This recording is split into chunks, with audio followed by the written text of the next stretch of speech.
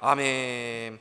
오늘 우리가 소망하는 영원한 나라라는 제목으로 하나님 말씀 증거하도록 하겠습니다. 다니엘서는 총 12장으로 구성이 되어 있죠. 그래서 이제 우리가 지난 주까지 이제 다니엘서를 이제 6장까지 우리가 살펴보고, 이제 7장부터 이제 12장까지 이제 새로운 절반을 우리가 시작을 하게 되는 것입니다. 1장부터 6장까지는 나름대로 재미있는 이야기, 스토리들로 내러티브 형식으로 되어 있기 때문에 우리가 이제 쉽고 또 재미있게 그동안 들었을 텐데, 이제 7장부터 이제 12장까지는 이 묵시 형식으로 되어 있습니다. 그래서 이제 계시나 이제 환상이나 이런 내용들이 쭉 나오거든요. 그러니까 이런 어떤 재미있는 어떤 스토리 중심이 아니기 때문에 이제 마치 이제 들으시면서 이게 요한계시록을 듣는 것 같구나, 이런 생각을 하실 수도 있을 것 같습니다. 실제로 이 요한계시록과 매우 비슷한 내용이 이제 계속 나오게 됩니다. 이게 이제 우연이 아니라 이 사도 요한이 이 구약성경 이 다니엘을 많이 인용을 해서 계시록을 썼기 때문에 그렇습니다. 그래서 성경은 이 신구약 사이에 이 유기적인 이 통일성을 우리가 볼 수 있는 것이죠. 우리는 이미 계시록 전체를 살펴본 그런 사람들입니다. 그러니까 이제 이 다니엘서가 뭔가 이렇게 어려운 것들이 막 환상 같은 게 나와도 이제 그거에 대해서 두려울 필요가 없죠. 표정을 보아하니까 목사님 어떡하죠? 요한계시록 내용이 기억이 안 납니다 하는 그런 당황스러운 표정들이 몇몇 분들이 보이시는데 괜찮습니다. 다니엘 이 말씀을 듣다 보면은 이 계시록 말씀 들었던 것이 이제 생각이 나고 많은 도움을 이제 받을 수 있을 것입니다. 그러면 먼저 이 다니엘 7장의 상황을 먼저 좀 말씀을 드리겠습니다. 성경은 이 연대기 순으로 이게 쓰여진 것은 아닙니다. 앞에 나온 이야기가 꼭 그 시간상 먼저 있었던 내용을 다룬 것은 아니다라는 말씀입니다. 그래서 오늘 다니엘 이 7장도 마찬가지입니다. 이 다니엘 6장을 우리가 지난주에 살펴봤지만, 이 다니엘 6장은 이 다니엘이 이제 80이 넘은 나이에 있었던 이야기를 사실 기록해 놓지 않았습니까? 그런데 다니엘 7장은 그보다 약 10여 년 전으로 거슬러 올라간 일들의 이야기입니다. 그래서 7장 1절을 보시면 이렇게 시작을 하고 있죠. 우리 같이 한번 읽겠습니다. 시작. 바벨론 벨사살 왕 원년에 다니엘이 그의 침상에서 꿈을 꾸며 머릿속으로 환상을 받고 그 꿈을 기록하며 그 일의 대략을 진술하니라. 벨사살 왕 기억나십니까? 누구였지요? 거의 바벨론이 무너지기 그 시점에 막 그 잔치를 벌이고 막 하다가 갑자기 벽에 막 글씨가 나와가지고 저 글씨 누구냐, 무슨 내용이냐, 해석을 해봐라 하면서 나왔던 이야기가 이 벨사살 왕의 이야기였지요. 그 벨사살 왕 원년이라고 했습니다. 원년에 다니엘이 환상을 보게 되었는데, 그 환상의 내용이 오늘 읽은 다니엘 7장의 내용이라는 것입니다. 이 환상의 내용이 무엇이었습니까? 한마디로 얘기하면은 세상의 모든 권력과 제국이 결국 다 무너지게 되고 영원한 하나님의 나라가 세워진다라는 것이죠. 이 환상을 다니엘이 벨사살 왕 원년에 보았기 때문에 나중에 벨사살 앞에서 손가락에 쓴 이 글씨가 무엇인지 그 하나님의 메시지를 담대하게 전할 수 있었을 것입니다. 다니엘은 하나님으로부터 많은 계시와 환상을 본 사람입니다. 7장부터 이 다니엘 12장 마칠 때까지 이 다니엘이 본 환상과 계시가 얼마나 많이 있습니까? 이 하나님으로부터 본 환상과 계시를 뭐라고 얘기하냐면 비전이라고 얘기하는 것입니다. 우리는 다니엘이 기도의 사람이다, 하루에 3번씩 기도한 기도의 사람이다 라고 생각을 하기도 하고, 또 말씀을 많이 연구하고 읽었던 그 말씀의 사람이다, 이 말씀을 나중에 이제 9장 가면 깨닫지 않습니까? 그 말씀의 사람이다 라고 말을 하기도 하지만, 사실 다니엘은 무엇보다 하나님이 주신 계시와 풍성한 환상을 많이 본 그 비전의 사람이었다라는 것입니다. 다니엘이 그 이방 땅에서 담대하게 하나님 말씀을 전하고 또 세상 모든 왕들 앞에서 전혀 주눅들지 않고 당당할 수 있었던 그 근원이 무엇이었습니까? 그 힘이 무엇이었습니까? 바로 여기에 있었다는 것입니다. 그는 하나님이 주신 그 비전을 본 사람이고 역사의 마지막을 아는 사람이었다라는 것입니다. 이것이 우리에게도 동일하게 적용이 되는 것이죠. 우리에게 무엇이 있습니까? 하나님의 말씀이 있습니다. 그래서 우리는 이 말씀의 사람들입니다. 이 하나님의 말씀이 우리에게 무엇을 보게 하는 것입니까? 우리가 지금도 막 꿈을 꿔가지고 하나님께서 환상을 주고 계시를 주고 하시는 것이 아니라, 우리가 하나님의 말씀을 보면서 이 말씀을 통해서 하나님이 주시는 계시, 하나님 주시는 환상, 이 하나님 주시는 이 비전을 보는 그 비전의 사람들도 우리들이라는 것입니다. 그래서 이 비전을 명확하게 볼수록 우리는 이 땅에서 믿음으로 살아갈 수 있다는 것이죠. 이 비전을 보는 시간이 바로 하나님을 예배하는 시간이고 말씀이 선포되는 시간이고, 그래서 우리는 이 예배를 통해서 이 하나님의 말씀을 들으면서 세상에서 믿음으로 살 힘을 얻게 되는 줄 믿으시기 바랍니다. 다니엘이 본 환상은 크게 두 가지인데요, 이 7장에서 첫 번째는 이 바다 가운데 나온 무서운 네 짐승에 대한 환상인데, 이것이 이제 2절부터 8절까지 나옵니다. 그리고 또 하나는 옛적에서 항상 계신 이와 인자 같은 이 두 존재를 보게 되는데, 이 내용이 7장 9절부터 14절까지 나오는 것입니다. 먼저 첫 번째 환상의 내용을 그러면 살펴보겠습니다. 하늘에서 네 바람이 큰 바다를 향해서 몰려서 불고 있죠. 2절과 3절 우리 같이 한번 읽겠습니다. 시작. 다니엘이 진술하여 이르되 내가 밤에 환상을 보았는데 하늘에 네 바람이 큰 바다로 몰려 불더니 큰 짐승 넷이 바다에서 나왔는데 그 모양이 각각 다르더라. 이 사방에서, 그렇죠? 네 곳에서 이렇게 바람이 이 큰 곳을 향해서, 큰 바다를 향해서 불었다, 이렇게 되어 있죠. 그러니까 그 바다가 잠잠했지 않았겠죠. 거센 소용돌이와 막 휘몰아치는 그 파도가 보였을 것입니다. 그러니까 이 모습 자체만으로도 사실은 충분히 굉장히 두려운 그런 광경이 보였을 것입니다. 특히 그 바다라는 것은 구약에서는 어떤 혼돈, 무질서, 그리고 어떤 악을 주로 상징하는 그런 이미지였습니다. 거기서 네 짐승이 차례로 이제 나타나죠. 모두 이 세상에서는 본 적이 없는 특이한 모습의 무서운 짐승을 보여주고 있었습니다. 그들은 큰 권세와 능력을 가지고 있었습니다. 특별히 마지막 이 네 번째 짐승은 앞에 세 번째 짐승과는 비교할 수 없을 만큼 무섭고 강하고 또 잔인한 그런 존재로 나타나고 있습니다. 이 짐승들이 어떤 존재입니까? 다니엘도 사실은 꿈과 환상을 계시하는 데 있어서는 일가견이 있는 사람인데도 불구하고 이 환상을 해석하지 못하고 천사에게 물어보거든요. 이때 천사가 그 환상에 대한 해석을 해줍니다. 그것이 이제 17절부터 쭉 나오는데, 우리 17절 말씀만 우리 같이 읽겠습니다. 시작. 그 네 큰 짐승은 세상에 일어날 네 왕이라. 이 짐승들은 다니엘 시대 때 차례대로 일어난 큰 제국들을 의미하는 것이죠.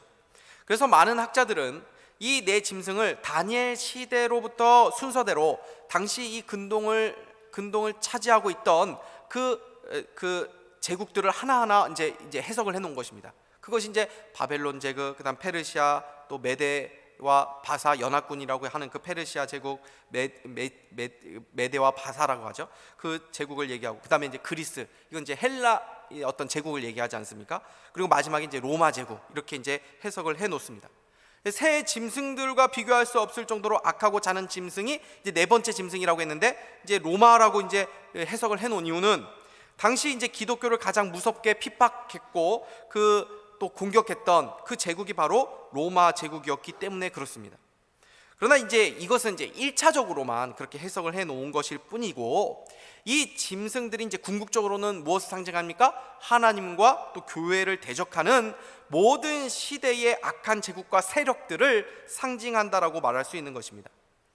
근데 여기서 우리가 이제 중요한 것을 하나 이제 발견하게 되죠. 그것은 세상은 갈수록 더 좋아져 가는 것이 아니라 더 악해져 간다는 것입니다. 마지막 짐승이 새 짐승과 비교할 수 없을 정도로 악랄하고 더 잔인하고 강한 권세를 가지고 있다는 것을 우리가 보게 되기 때문입니다. 그러므로 우리가 가지고 있는 잘못된 기대를 우리가 이 시간에 빨리 내려놓아야 됩니다. 여러분, 세상은 점점 나아질 것을 여러분은 기대하고 계십니까? 과학이 발달하고 이 최첨단 기술이 향상되는 것이 인간에게 과연 풍요로운 삶을 약속해주고 이로운 일이고 더 좋은 세상으로 가는 것이라고 그렇게 장담할 수 있는 것입니까? 그렇지 않죠. 요즘 이제 이슈가 되는 것 중에 하나가 이제 챗 GPT라는 그런 용어 아닙니까? 이것은 이제 AI 이제 챗봇을 말하는 것인데, 사람들이 어떤 질문을 하게 되면 대답을 해준다는 것입니다. 단순한 대답 정도의 그 차원이 아닙니다. 이것이 왜 사람들로 하여금 지금 굉장한 이슈가 되는가 하면은, 단 몇 초 만에 엄청난 이 데이터와 지식들을 분석해서 이 굉장히 완성도 높은 차원의 글을 쓰고 심지어 막 논문까지도 쓴다라는 것입니다. 그동안은 막 컴퓨터가 이미지를 분별하지는 못했는데 심지어 이미지까지도 이해를 하는 단계에 와 있다는 것입니다. 근데 많은 전문가들은 이 AI, 이 인공지능이 워낙 빠르게 발전하고 있어서 이것이 어느 정도까지 발전할지 가늠이 안 된다라고 말을 하고 있습니다. 자연스럽게 어떤 문제가 이제 연결되게 되냐면 윤리, 도덕적인 어떤 영역까지도 이제 문제가 되게 되는 것입니다. 그런데 이 법 규제가 과학 기술을 따라가지 못하는 것입니다. 이제 그래서 어제 제가 기사를 봤는데, 심지어 이제 챗 GPT를 개발한 이 CEO가 엊그제 17일 날 ABC 뉴스에서 이제 인터뷰를 했는데, 그 인터뷰에서 뭐라고 말을 했는가 하면은 실질적인 위험이 따르기 때문에 사실 조금 무섭기도 하다라는 말을 이 개발자가 한 것입니다. 제가 이 기사를 읽으면서 인간의 무서운 욕망과 호기심이 뭔가 위험성을 직감하고 있으면서도 멈추지 못하게 하고 그 끝이 과연 어딘가 궁금해서 달려가고 있는 그런 느낌을 제가 받게 된 것입니다. 과학 만능주의 시대를 우리가 살아가고 있지만 우리는 과학기술이 우리에게 더 나은 삶을 제공해 줄 것이라고 확신하지 못하는 것입니다. 정권이 바뀌면 더 나은 삶을 향해서 나아간다라고 말할 수 있습니까? 대통령을 선출하는 것을 무슨 메시아를 뽑는 일처럼 자신의 삶을 다 거는 사람들이 있습니다. 저 대통령이 되면 나라가 망한다, 큰일 난다, 이렇게 말을 합니다. 그래서 자신이 원하는 사람이 당선되지 않으면 세상 다 무너진 것처럼 그렇게 느끼는 사람들이 있습니다. 만약 그런 큰 절망감을 느낀다면 정치를 매우 지금 우상시하고 있는 것입니다. 우리가 한두 번 경험했습니까? 이 정권이 들어선다고 소망이 있었습니까? 저 정권이 들어선다고 소망이 있었습니까? 아닙니다. 이 세상에는 소망이 없는 것입니다. 저마다 찬란한 장미빛 꿈을 다 말하지만 우리는 거기에 속지 않습니다. 왜냐하면 세상은 갈수록 어려워지고 갈수록 힘들어지고 갈수록 악해져 간다라고 성경은 이미 우리에게 말씀해 주고 있기 때문입니다. 오늘 다니엘이 본 이 환상이 다니엘과 유다인에게 이 좋은 소식이 되었을까요? 사는 게 조금이라도 나아져야지 견딜 힘을 갖게 마련인데 갈수록 더 나빠진다고 하면 무슨 소용이 있겠습니까? 막 힘이 빠지고 마음이 더 괴로워지는 것이죠. 보십시오. 70년이라는 기한이 차서 유대인들이 다시 본국으로 돌아가게 되죠. 그런데 그 기쁨이 오래 갔습니까? 세월이 흘러서 오늘 이 다니엘이 본 환상처럼 그리스 헬라 제국이 다시 또 쳐들어와 가지고 예루살렘 성전 다 부수고 백성들을 다 학살했습니다.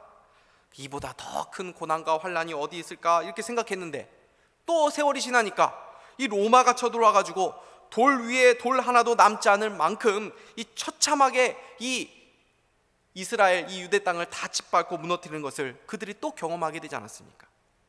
이것이 비단 이스라엘 역사만의 이야기입니까? 아니라는 것입니다. 우리의 인생이고 지금 우리가 사는 이 가야 될 인생, 이 모든 시대의 이야기다라는 것입니다. 인생의 시기마다 어려운 문제들이 찾아오죠. 문제를 만나면 우리는 이것만 해결되면 참 좋겠는데, 이 사람만 없으면 참 좋겠는데 라고 생각을 합니다. 그러나 이것 자체가 잘못된 기대감이라는 것입니다. 왜냐하면 우리의 인생은 이 문제가 해결돼도 다음 문제가 또 찾아오고, 이 사람 없어지면 또 다른 사람으로 인해서 어려움이 생기게 되는 것이 우리의 인생이기 때문이라는 것이죠. 첫 번째 짐승 때문에 괴로웠습니다. 그런데 두 번째 짐승이 있고 세 번째 짐승이 나타나고 더 악하고 더 악랄한 네 번째 짐승이 나타나더라는 것입니다. 느부갓네살이 가면 벨사살이 오고, 벨사살이 가면 다리오가 오고, 다리오가 지나면 또 어떤 문제와 악이 나타난다는 것입니다. 이것이 이 세상이고 이 시대고 우리의 삶이라는 것입니다. 그러면 우리는 어디에 우리의 기대와 소망을 두어야 한다는 것입니까? 다니엘은 이 첫 번째 환상을 본 이후에 바로 뒤에 두 번째 장면을 보게 되는데, 그 내용이 바로 우리가 읽은 본문 9절에서부터 14절의 말씀입니다. 두 번째 장면에서 그가 본 두 존재가 있었습니다. 바로 옛적부터 항상 계신 이와 인자 같은 이입니다. 이 두 존재는 앞에 나온 네 짐승과 완전히 대비되어 나옵니다. 네 짐승들은 큰 권세를 가지고 있었지만 영원한 존재가 아니었습니다. 그들은 다 결국 멸망당한 그 존재들이었습니다. 그런데 이 두 존재는 영원한 존재입니다. 그리고 멸망하지 않을 뿐 아니라 오히려 심판하시는 분으로 나옵니다. 옛적부터 항상 계시니 누구입니까? 성부 하나님입니다. 그분은 어제도 계시고 오늘도 계시고 또 영원토록 계시는 하나님이십니다. 바로 앞에서 다니엘은 내 제국들이 일어났다가 사라지고 세상에 막 영원할 것 같이 막 승승장구하면서 뭐 자신의 강함을 뭐 그 최고라고 그렇게 막 말하면서 모든 것을 집어삼키고 뭐 강한 권력을 자랑하던 제국들이 하루아침에 막 무너지는 이 숨막히는 변화를 계속 보았는데, 이러한 변화무쌍한 세상, 모든 것이 영원할 것 같지 않았고 모든 것이 다 흔들리고 모든 것이 뒤집히는 이 세상을 보면서 이제 어디에 나는 기대해야 되나, 어디에 소망을 두어야 하나 절망할 때에 흔들리지 않고 옛적부터 항상 계신 이가 지금 다니엘의 눈에 들어오고 있었던 것입니다. 우리가 모든 것이 변하는 이 세상에서 유일하게 기대하고 소망할 수 있는 분이 누구라는 것입니까? 바로 이 하나님이라는 것입니다. 그런데 오늘 본문에서 하나님을 크게 두 가지로 표현하고 있습니다. 하나는 불변하시는 하나님이고 또 하나는 심판하시는 하나님입니다. 하나님의 이 두 모습이 우리에게 위로와 소망을 준다는 것입니다. 왜 그렇습니까? 하나씩 생각을 해보겠습니다. 먼저 하나님이 변하지 않는 분이라는 것이 왜 우리에게 소망과 위로가 됩니까? 바로 하나님의 성품이 변함없고 영원하기 때문입니다. 우리를 향한 하나님의 사랑과 은혜도 변하지 않고 영원하다는 것을 말씀해 주기 때문에 그렇습니다. 우리는 자꾸 우리 어떤 상황과 하나님의 사랑과 은혜를 연결시켜서 생각할 때가 많죠. 그래서 우리의 상황이 안 좋으면, 어떤 사고를 당하게 되면, 자꾸 어떤 문제가 생기게 되면 하나님에 대해서 그 연결시켜서 오해를 하는 것입니다. 하나님이 아직도 나를 용서하지 못하고 계신 거 아닌가? 아직 내가 죗값을 치르고 있는 거 아닌가? 그때 하나님 앞에서 내가 잘못된 이 선택을 해가지고 지금도 그 벌을 받고 있는 것 아닌가? 내가 지금 하나님 앞에서 거룩하게 살지 못해서 하나님으로 인해서 내가 외면당하고 있는 것 아닌가? 이런 생각이 들 수 있다는 것입니다. 근데 오늘 본문을 보면 성도의 삶에 대해서 비단길을 약속해주고 있지 않다는 것을 알게 됩니다.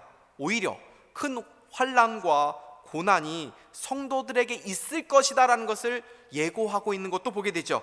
25절 말씀 우리 같이 한번 읽겠습니다. 시작. 그가 장차 지극히 높으신 이를 말로 대적하며 또 지극히 높으신 이의 성도를 괴롭게 할 것이며 그가 또 때와 법을 고치고자 할 것이며 성도들은 그의 손에 붙임 바 되어 한 때와 두 때와 반 때를 지내니라. 여기서 성도들을 괴롭히는 그가 누구입니까? 이 네 번째 짐승, 이 세상을 말하는 것입니다. 지난주 이제 수요 예배 때에 로마서 8장 말씀을 나누었는데 이 35절에서 39절 말씀을 우리가 같이 한번 읽어보면 좋을 것 같습니다. 읽겠습니다. 시작. 누가 우리를 그리스도의 사랑에서 끊으리오? 환난이나 공고나 박해나 기근이나 적신이나 위험이나 칼이랴. 기록된 바 우리가 종일 주를 위하여 죽임을 당하게 되며 도살당할 양같이 여김을 받았나이다. 과 같으니라. 그러나 이 모든 일에 우리를 사랑하시는 이로 말미암아 우리가 넉넉히 이기느니라. 내가 확신하노니 사망이나 생명이나 천사들이나 권세자들이나 현재일이나 장래일이나 능력이나 높음이나 깊음이나 다른 어떤 피조물이라도 우리를 우리 주 그리스도 예수 안에 있는 하나님의 사랑에서 끊을 수 없으리라. 아멘. 무슨 말씀입니까? 성도들에게 극심한 환난과 고난이 있을 수 있다라는 것입니다. 그런데 바울이 지금 무엇을 확신하고 있습니까? 그러한 문제들, 그러한 고난들이 하나님이 하나님의 백성들을 버리시거나 사랑하지 않거나 은혜를 베풀지 않는 증거가 되지 못한다는 것을 확신하고 있는 것이죠. 오히려 바울은 그 모든 환경을 초월하는 놀라운 확신을 고백하고 있습니다. 내가 확신하노니, 내가 확신했다, 또는 내가 오늘 확신하고 있다, 이게 아니라 내가 과거에도 확신하고 오늘도 확신하고 앞으로도 확신할 것이다 라는 그런 의미로 쓰여진 말입니다. 어떻게 이런 고백이 가능합니까? 바울의 이 고백을 어떤 변하는 환경이나 감정이나 어떤 그런 세상의 모든 것들에 두었다면 이 확신을 할 수 없는 것이죠. 변함없는 진리에 두고 있기 때문에 이 확신을 영원한 확신으로 붙잡을 수 있다라는 것입니다. 우리의 생각이나 우리의 감정이나 우리의 환경은 하루에도 수십 번 변할 수 있습니다. 기분이 좋다가도 아무 이유 없이 기분이 안 좋을 수도 있고, 변하다가도 아무 이유 없이 막 불안감이 막 몰려올 때가 있습니다. 왜 이렇게 내 마음이 불안하지? 알 수 없습니다. 그냥 막 그 불안함이 막 있는 것입니다. 오늘 막 하나님을 사랑하는 것 같다가도, 오늘 막 구원받은 것 같다가도, 또 다른 날에는 막 내 신앙이 막 밑바닥인 것 같고, 하나님의 사랑을 내가 받지 못하는 것 같고, 막 내 마음이 나도 모르게 막 조변석게 하고 막 변화무쌍하고, 나의 삶도 그렇고 나의 환경, 나의 생각과 내 감정이 다 그렇다는 것입니다. 그러니까 거기에 나의 신앙의 확신을 두면 다 흔들리고 무너지고 소망을 가질 수가 없는 것입니다. 왜 우리는 하나님의 사랑을 확신할 수 있습니까? 그분의 사랑이 변함없고 영원하기 때문입니다. 우리가 십자가에서 왜 십자가를 볼 때마다 우리가 왜 안식을 누리게 됩니까? 우리가 생각하는 것보다 우리는 신실하지 못합니다. 우리가 생각하는 것보다 우리는 굉장히 악한 사람들이고, 우리가 생각하는 것보다 우리의 죄는 너무나도 크고 하나님 앞에 무거운 것입니다. 그럼에도 불구하고 십자가에서 그 모든 죄와 허물이 다 덮이고 하나님이 우리를 용납해 주셨다라는 것을 우리가 십자가 앞에서 보게 되기 때문입니다. 우리 주 예수 그리스도 안에 있는 하나님의 사랑에서 우리가 끊어지지 않을 것이라고 확신하는 이유는 바로 이 십자가의 공로로 옛적부터 항상 계신 이 영원하신 하나님께서 우리를 붙잡고 계시기 때문인 줄 믿으시기 바랍니다. 그러므로 이 하나님을 볼 때에 우리의 삶에 에워싸고 있는 모든 환경들, 반복되는 그 문제들 속에서 우리는 하나님을 오해하지 않고 신뢰할 수 있게 되는 것입니다. 이 하나님을 볼 때가 언제입니까? 바로 하나님을 예배할 때입니다. 그래서 우리가 하나님을 예배할 때 우리는 모든 문제 속에서도 승리할 수 있다라는 것입니다. 두 번째는 하나님이 심판자이기 때문에 우리에게 위로와 소망이 된다는 것입니다. 26절에서 27절 말씀 읽겠습니다. 시작. 그러나 심판이 시작되면 그는 권세를 빼앗기고 완전히 멸망할 것이요, 나라와 권세와 온 천하 나라들의 위세가 지극히 높으신 이의 거룩한 백성에게 붙임 바 되리니 그의 나라는 영원한 나라이라. 모든 권세 있는 자들이 다 그를 섬기며 복종하리라. 아멘. 하나님이 모든 세상을 심판하시고 그의 나라가 영원할 것이다 라는 말씀하고 있죠. 하나님이 심판자다라는 의미는 하나님이 최종 판단자다라는 의미입니다. 우리는 이 땅에 살면서도 최종 판단자는 하나님이라는 사실을 늘 기억해야 합니다. 우리는 자꾸 우리가 먼저 판단을 내리는 그런 경향이 있습니다. 그러나 우리는 우리의 판단을 그분에게 맡기는 이 신앙적인 훈련을 늘 해야 합니다. 내가 판단하는 순간 나는 하나님 노릇을 하게 되는 것입니다. 그래서 사도 바울이 뭐라고 말했냐면 고린도전서 4장 3절에서 4절에서 이렇게 말씀합니다. 우리 같이 읽겠습니다. 시작. 너희에게나 다른 사람에게나 판단받는 것이 내게는 매우 작은 일이라. 나도 나를 판단하지 아니하노니 내가 자책할 아무것도 깨닫지 못하나 이로 말미암아 의롭다함을 얻지 못하노라. 나를 심판하실 이는 주시니라. 아멘. 다른 사람이 만약 여러분을 판단하는 말을 여러분들이 혹 들으시면은 그거 크게 여기지 마십시오. 다른 사람들의 판단 그게 그렇게 중요합니까? 거기에 뭐 이렇게 뭐 속상할 일이 뭐가 있습니까? 그들의 판단은 진리가 아닙니다. 그들은 최종 판단자들이 아닙니다. 그래서 사도 바울이 거기서 자유한 것 아닙니까? 많은 판단의 말들을 들었지만 이 사도 바울이 거기서 자유하고 거기에 위축되지 않은 이유가 무엇입니까? 최종 판단자는 하나입니다. 나를 판단하실 분은 주님밖에 없다는 것을 믿었기 때문에 그렇습니다. 여러분을 판단하실 분은 오직 하나님 한 분밖에 없는 줄 믿으시기를 바랍니다. 그리고 여러분 스스로도 여러분 자신이나 다른 사람들을 판단하는 그런 일을 이제 안 하도록 해야 되는 것이죠. 여러분의 판단도 진리가 아니기 때문에 그렇습니다. 내 인생 끝났어. 내 인생 망했어. 저 사람은 절대 변하지 않아. 이런 판단들을 우리가 할 때가 얼마나 많이 있습니까? 우리가 얼마나 판단을 이렇게 빠르게 내리는지 제가 이제 그것을 지난주에 좀 느꼈거든요. 첫째 딸이 한 달 전쯤에 다리 쪽에 이제 대상포진이 이제 걸린 것입니다. 치료를 잘 받고 이제 회복이 되었는데 지난주에 이제 다리 쪽에 또 비슷하게 그 모양 그대로 막 띠 형태로 이게 허벅지에 있는 것입니다. 딱 보니까 이제 이게 대상포진이구나 하는 마음이 들더라고요.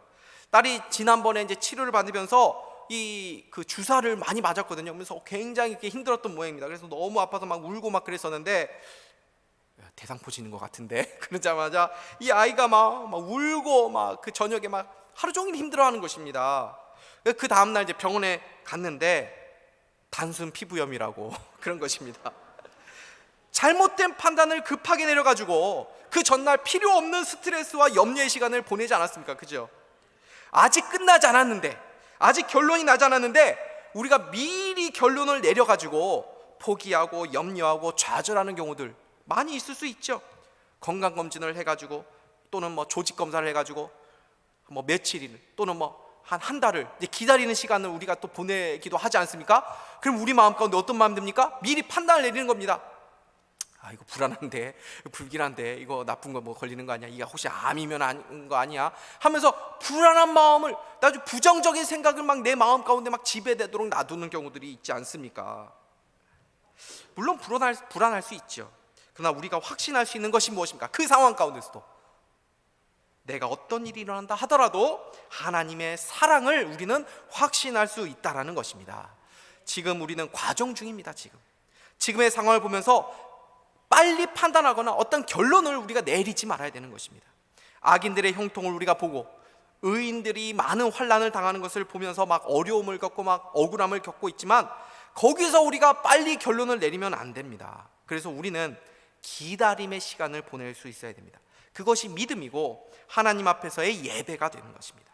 하나님의 일하심을 기다릴 수 있는 우리 성도님들 다 되시기를 바랍니다. 저 사람이 아직 변하지 않고 있지만 그래도 결론 내리지 않고 기다리겠습니다.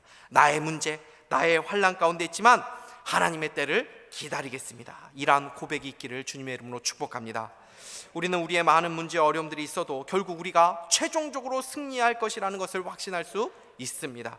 왜냐하면 이미 모든 것을 결론 내리시고 승리하신 분을 오늘 본문에서 우리가 보게 되기 때문에 그렇습니다. 13절과 우리 14절 같이 한번 읽어보도록 하겠습니다. 시작.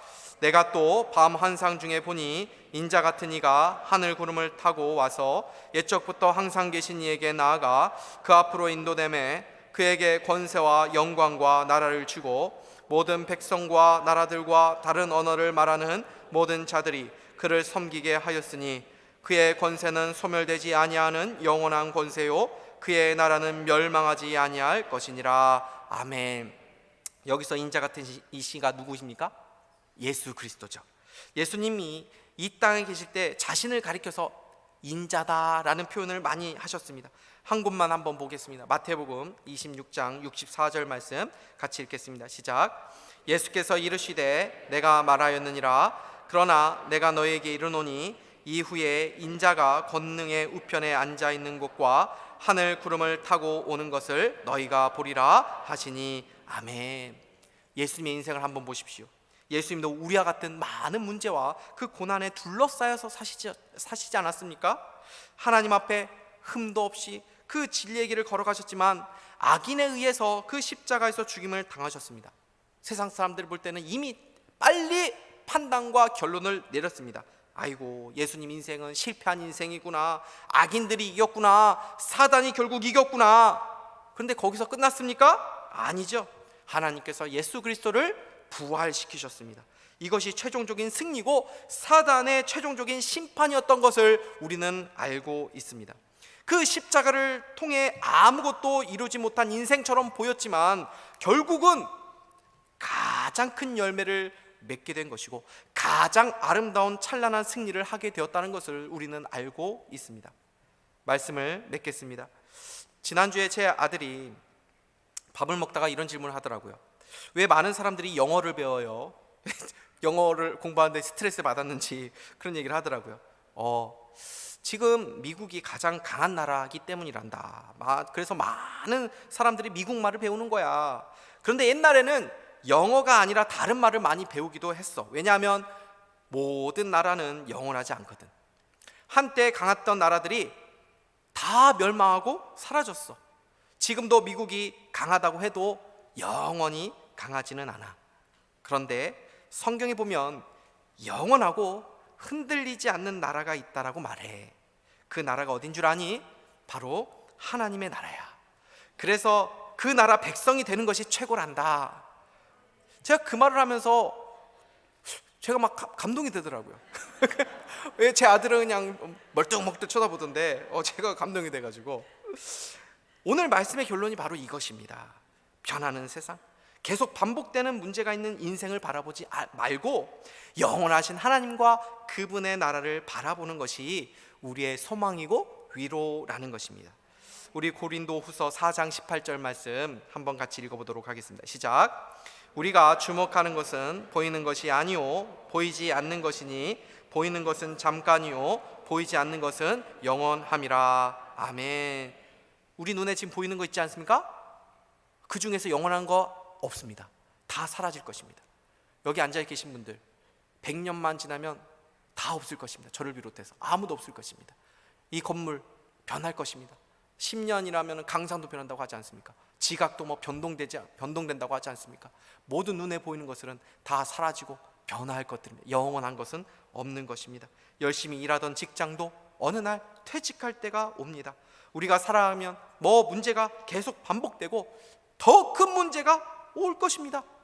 늙어가면서 약해지면서 이런저런 없던 질병들도 생길 것입니다. 그러다가 우리에게 가장 크게 오는 마지막 그 문제와 환난이 무엇입니까?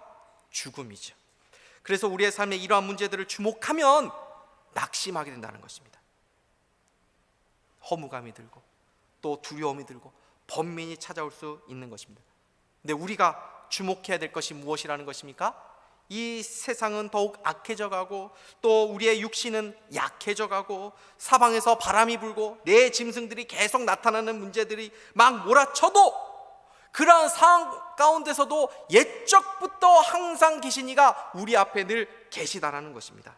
우리를 위해 최후 승리하신 분이 계시다는 것입니다. 그분이 지금도 우리와 함께하고 계시고 우리를 위해서 기도하고 계시고 우리의 삶을 붙잡고 계시다는 것입니다. 그분의 사랑과 그분의 약속은 변치 않고 영원합니다.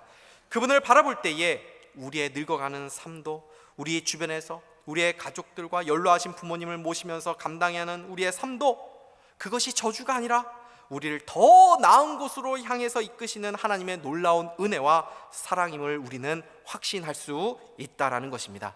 이 믿음으로 그리스도를 더욱 믿고 의지하며 승리하는 저와 여러분 다 될 수 있기를 주님의 이름으로 축복합니다. 기도하겠습니다. 하나님 아버지 감사합니다. 오늘 말씀을 통해서 다시금 우리에게 믿음 더하여 주시니 감사합니다. 문제가 해결되지 않아도 새로운 문제가 생겨도 그 안에서 영원하신 하나님이 계시니 그분을 바라보며 열매 맺으며 승리하는 저희 모두가 될 수 있도록 인도하여 주시옵소서. 예수 그리스도의 이름으로 기도하옵나이다. 아멘.